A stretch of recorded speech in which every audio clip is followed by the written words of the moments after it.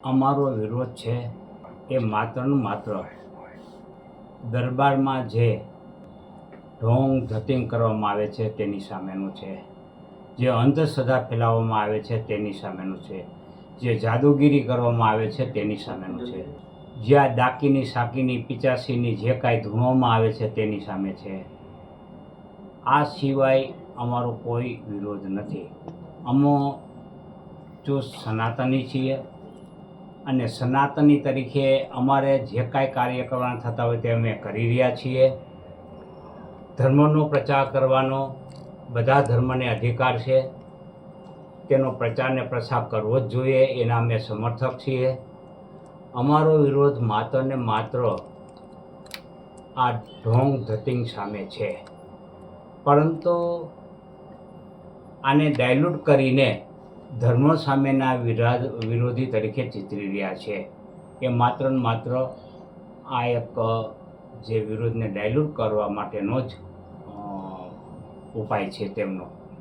સાહેબ, એ મામલે તમને કંઈક ધમકીઓ પણ મળી રહી છે સોશિયલ મીડિયા પર. કોણ ધમકી આપે છે, શું ધમકી આપે છે? સોશિયલ મીડિયા દ્વારા, અન્ય માધ્યમ દ્વારા ગાળો આપીને, બીજી અન્ય રીતે આપે પણ વિડીયા જોયા છે, સોશિયલ મીડિયામાં ધૂમ મચાવી રહ્યા છે અને ધમકીઓ આપે છે અમુક યુવકો.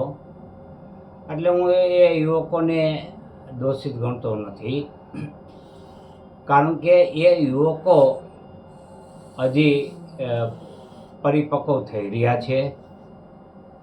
એમને ધર્માંધ અને ધર્મજનોની બનાવવામાં જે કાંઈ વિચારધારા છે એ દોષિત છે, એ યુવકો દોષિત નથી. વાત કરી સાહેબ, જે તમને સનાતની વિરોધી પણ ગણવામાં આવે છે, એ લોકો કહે છે કે તમે સનાતની વિરોધી છો, શું કહેશો? સનાતની વિરોધી હું એટલા માટે સાબિત કરી શકીશ કે વિરોધી નથી. મેં રૈયા સ્મશાનમાં શિવ મંદિરનું નિર્માણ કર્યું છે. મેં કૈલાસ અમરનાથ જેવી યાત્રાઓ કરી છે, અન્ય ધાર્મિક સ્થળોની યાત્રાઓ કરી છે. હું ઘણા જે ભાગવત કથાના આયોજનો છે એમાં ભાગીદાર રહ્યો છો, પાર્ટિસિપન્સ કરેલ છે. એટલું જ નહીં, મેં દાન પણ આપેલ છે અને અનેક ધર્મ કાર્યમાં હું અગ્રેસર રહ્યો છું. ત્યારે સનાતન વિરોધી હોય તો આ પ્રશ્ન આવે જ નહીં. એટલે હું ખુદ ચુસ્ત સનાતની છું. એટલે મને વિરોધી એટલા માટે ચિતરવામાં આવે છે કે મૂળભૂત ઉદ્દેશ્ય એ ભૂલાઈ જાય અને ધર્મ વિરોધી ચિતરી અને પોતાનો બદઇરાદો સાબિત કરવા માગે છે. તમે કંઈક બાબા બાગેશ્વરને એક ચેલેન્જ પણ આપી છે, કંઈક બાળક જે લાપતા છે વર્ષોથી, એને લઈ શું વાત છે આખી? એક મોહિલ મોહિદ્રા નામનો બાલ્ય અવસ્થામાં એ બાળકનું અપહરણ થઈ ગયું છે. એનાથી એનો પરિવાર તો દુઃખી છે, પણ આખી રાજકોટની જનતા પણ દુઃખી છે. એ બાળક ક્યાં છે, કોણે અપહરણ કર્યું છે, બસ એટલું બતાવી દઈએ તો હું બાબા બાગેશ્વરનો ક્યારેય વિરોધ કરીશ નહીં. અને વિરોધ કરેલ છે એની હું માફી માગી લઈશ, એના પગમાં પડીશ અને હું એનો ભગત બની જઈશ, હું એનો સમર્થક બની જઈશ.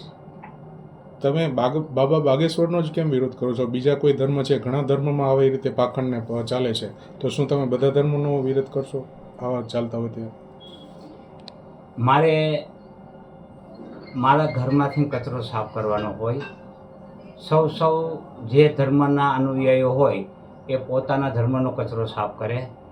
મારે બીજાના ઘરનો કચરો સાફ કરવા જવાનું હોય નહીં, એ એનો છે. આવું હરખતું લેવા હું ક્યારેય માગતો નથી અને લેવું પણ ન જોઈએ. સૌના ધર્મમાં જે કાંઈ ખરાબ હોય એ ધર્મના લોકોની જવાબદારી છે કે એમને સુધારે. મેં બધા ધર્મનો ઠેકો લીધો નથી. મારું માત્ર કામ સનાતન ધર્મનું છે. એટલે આવી બાબતો ઉજાગર કરી અને લોકો છે એ તમને વિરોધ કરતા ટાળે એવા પ્રયત્નો કરી રહ્યા છે, જે યોગ્ય નથી.